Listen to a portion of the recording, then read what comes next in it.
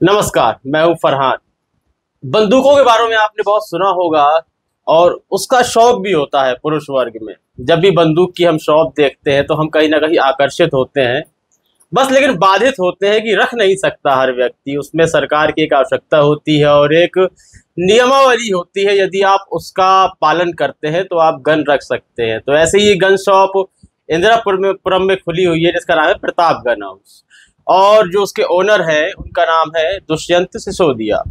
तो आज उनके पास हम आए हैं और बंदूकों से संबंधित जो भी अटकलें हैं, कुछ ऐसे सवाल होते हैं जो हमें पता नहीं है, उनको जानने की कोशिश करते हैं और आप भी अंत तक बने रहिए। तो हमें ये जानना है कि मतलब एक बंदूक की शॉप खोलने के लिए हमें किस प्रकार की नियमावली होती है, किस प्रकार के परमिट होते हैं, क्या आवश्यकता होती है? जैसा कि हमारे भारतीय संविधान में शस्त्र लाइसेंस है, जो सिविलियन का लाइसेंस बनता है, ऐसी गन का भी उसका भी लाइसेंस के लिए नियमावली है। उसके लिए माननीय मुख्यमंत्री जी के अंडर में गृह मंत्रालय, तो वही हमें लाइसेंस जारी करता है। भारत सरकार की गाइडलाइन अनुसार जो सुरक्षित दुकान सुरक्षित स्थान पर होनी चाहिए, आसपास ज्यादा दुकानें नहीं, उनमें गन हाउस के लिए इतने लाइसेंसी होने चाहिए, लाइसेंसी वहाँ पर्याप्त मात्रा में हो। ऐसे में लाइसेंसी कम है, दुकानें ज्यादा होगी तो उनकी क्वांटिटी एक जांच करवाते हैं, मजिस्ट्रेट से जांच होती है, पुलिस की जांच होती है, फायर की जांच होती है। जब सुरक्षित स्थान सब सेटिस्फाई होता है, डीएम साहब माननीय जिलाधिकारी उसको शासन को भेज देते हैं प्रस्ताव बनाकर। मतलब कई दुकानें भी हो सकती है, अगर लाइसेंसधारी ज्यादा है तो कई दुकानें हो सकती हैं। और मतलब इसमें बंदूकें रखने का कोई एक संख्या होती है निश्चित कि उसमें आप अपने मर्जी से कितनी भी भर सकते हैं? की क्षमता होती है, शासन हमें निर्धारण देता है कितने लाइसेंस में आप कितनी चीज रख सकते हैं, कि पिस्टल 10 रख सकते हैं, राइफल 20 रख सकते हैं। तो शासन तय करता है आपके अनुसार, जैसे आपकी दुकान की क्षमता है, आप किस स्तर का है, कितना पुराना आपका व्यवसाय है, तो शासन से एक नियम कोटा होता है हर स्टेट में अलग, उसी निदान। जैसे अलग अलग तरह की बंदूकें आती है अब तो, फिल्म वगैरह में विदेशी बंदूक देख के लोग ज्यादा आकर्षित होते हैं। तो क्या मतलब विदेश के द्वारा बनाई गई बंदूकें भी आप रख सकते हैं? हमारे यहाँ पहले विदेशों से इम्पोर्ट था, 84 में विदेश का इम्पोर्ट बंद कर दिया गया था भारत सरकार ने। उसके बाद सरकारें बदलती रही, अब नई माननीय नरेंद्र मोदी सरकार ने इम्पोर्ट ना करके विदेशी कंपनियों को मेक इन इंडिया कॉन्सेप्ट में यहाँ लाइसेंस जारी करें कि आप ही इंडिया में बनाइए, तो यही मिल जाती है अपनी मैन्युफैक्चरिंग। मतलब बंदूक विदेशी ही होगी लेकिन मैन्युफैक्चर यहाँ पर मैन्युफैक्चरिंग इंडिया में मेक बनाना है।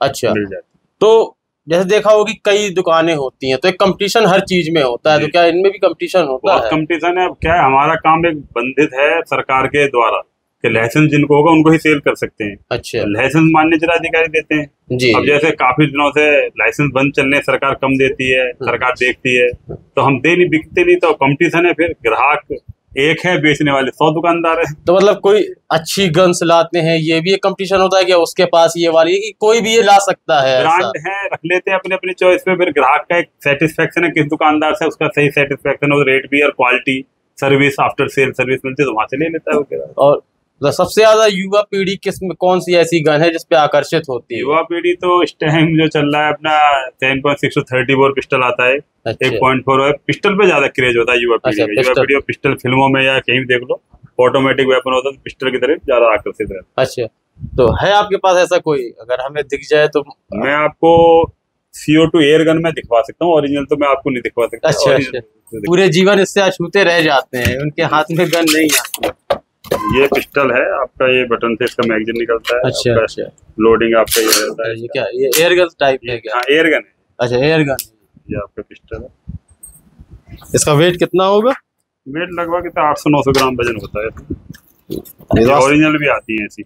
अच्छा, ऐसी ओरिजिनल। ये रिवॉल्वर है, ये विदेशी कंपनी है सर। ये ओरिजिनल है? नहीं, ये भी। अच्छा, एयर गन। ये भी एयर गन है, इसमें फर्क नहीं मालूम पड़ेगा मुझे लगता है। हाँ, फर्क नहीं, एयर है। ये विदेशी है? हाँ, विदेशी। अच्छा, इनकी कीमत क्या होगी? कीमत तो कम ही होती है, 25-30 हजार से 40,000 विद GST जो भी होता है कंपनी।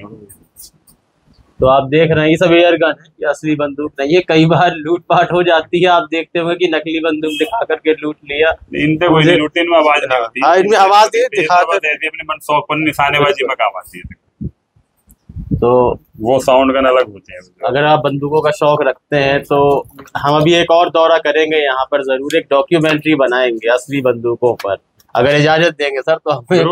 बिल्कुल एक डॉक्यूमेंट्री बनाएंगे। और अपना एड्रेस बताइए आप जरा। ये आपका प्रताप आर्मरी है, और अपने एक दूसरी gun house Pratap gun house नाम से कबीरनगर में भी है।